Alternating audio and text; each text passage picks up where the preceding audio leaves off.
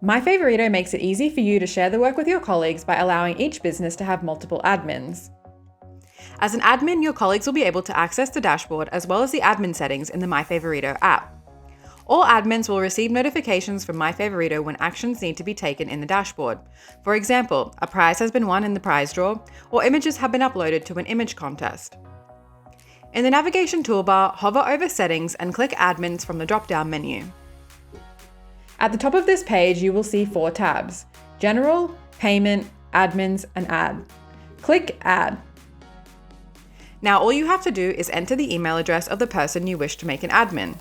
It's important to note that to be an admin, you must already have a MyFavorito account. So ensure that your team members have already signed up to MyFavorito via the app or website. Your colleague will then receive a confirmation email from MyFavorito with more information about accessing the dashboard.